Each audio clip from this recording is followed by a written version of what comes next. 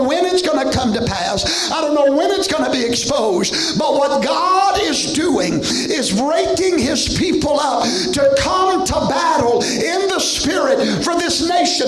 But had our president gone back into office, number one, he would have had a Congress that would never have worked with him. Never.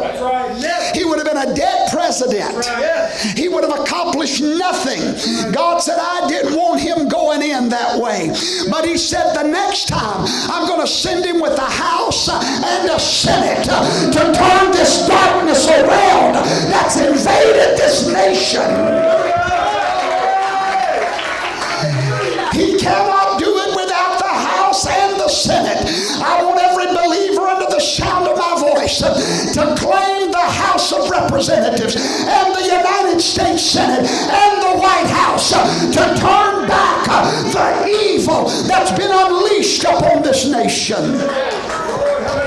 We've got to believe for that. We've got to believe. Let me tell you something. Don't you dare ask what happened to America if you didn't get involved with America.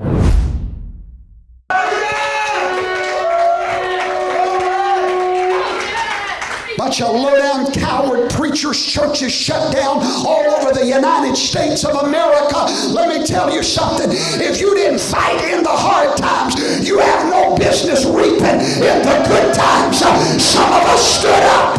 We stood up in the battle. God's going to send his blessing on this ministry because we stood in the battle. Hallelujah.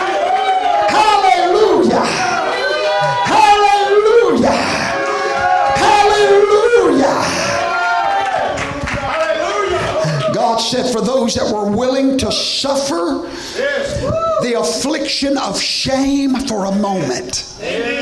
That's what he told me this day on the plane. He said for those that were willing to suffer the shame for a moment, they're going to reap in the glory.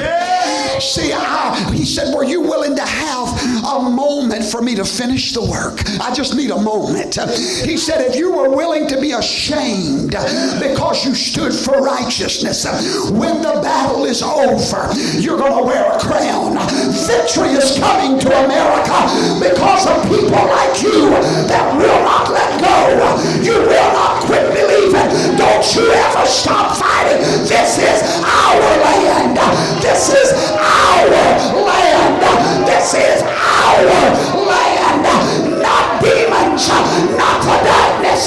This is our land.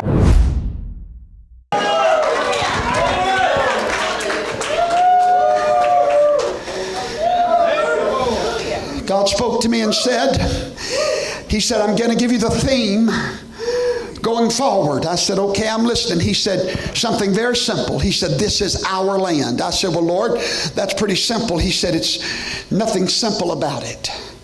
He said, my people don't understand that this is their land. It's not the Democrats' land. He said, I founded this nation through Christian men. I brought Christians to this land, and they wanted to give this to their descendants. This is your inheritance. It don't belong to the liberals. It don't belong to the Democrats. This is our godly land, and somebody better fight for it.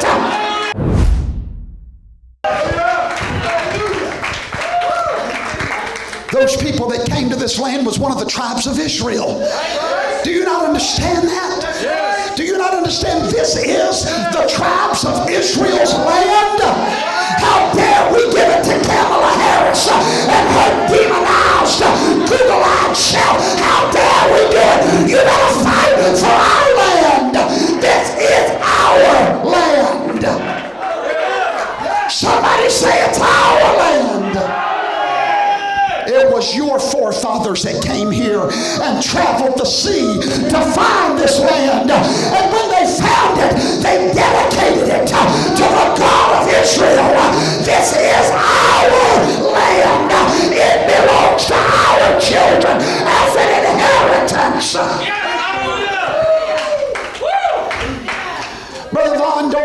involved in politics, you're the part of the problem. What do you think politics is? You know what Plato said? Any man that don't get involved with his government will be ruled by fools.